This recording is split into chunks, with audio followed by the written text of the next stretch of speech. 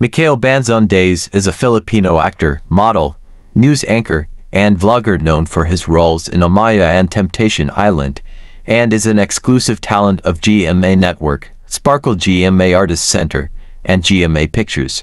Days started his career as a commercial model in various advertisements and projects. Later on, Days started opening his career into acting, and is currently signed with GMA Network in the Philippines. Mikhail Banzon-Days, born in 1988 in Manila, Philippines, attended Ateneo de Manila University and earned a business management degree. He married Megan Young in 2020 and had their first child in 2025. Sobra naman to, Joshua. Joshua! Oo, ganda! Salamat, Joshua! Dude, Danielle. Danielle? Iñaki. Cindy! Wala na si Alfonso! Ako na yung nandito! At kaya kitang ipagtanggol dun sa Armand na yun. At alam mo, kayang-kaya kitang mahalin. Hindi siyang salarin. Ubang, dinggin niyo ako. Sabi ko na nga ba nakuha na ng Benjing yung tiwala ng ate mo. Mula nung inakala niya siya yung nagligtas sa kanya. Yun, bibigyan ko siya ng leksyon. Hindi ko papayag na mapunta lang. Diba, lumabas lang ng bahay. And then, pagbalik ko, bigla sumabog. Dad. Some of them have been... Kala ko nagbago ka na. Dad, sorry.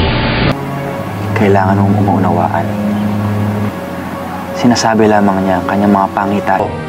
Okay? Yes, Ma. You look great. Kung yun lang naman palang gusto niyo, Ma. Anong yaman ng ating pagkakaisa? Bakit sa lahat ng pwedeng lugar, dito pa yung unang pagkita namin ng daddy mo? May misa pa. I-blindfold! I-blindfold muna! Dalawang bihag! Ulit siya ka lang. Bago yan ah! Blindfold? Tol!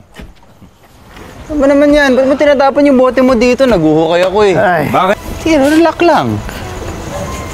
Kaya ko na, Grace. Kaya ko nang bumalik sa opisina. Sige, sige. Mag-iingat ka ha. Huwag kang makipag-uusap sa kahit anong hayop o tao dyan.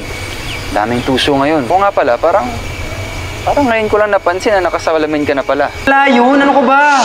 At unang-una, kailangan ko ba i-correct si Isabel every time? Oh. Ba't mo tinanggap yan? Galing na nga tayo sa Capri ngayon, maligna. Ginagawa mo sa akin? Anong horror ba peg ng bakery natin? Teka lang, unang-una, sisikat din ako. Pangalawa, I'm doing... Sorry, basag na nga eh. Hindi naman tumaayos ang sorry mo. Hindi ko naman sinasadya. Gusto lang kita maging masaya. Mukha ba masaya, Ami? Okay naman yung buhay ko. Kala lang. Wala nung pinalayas ako. May mga sinubukan naman ng ibang trabaho, pero malas lang talaga eh. Amit! You think that's all I've got? Stop it! Tama na sabi.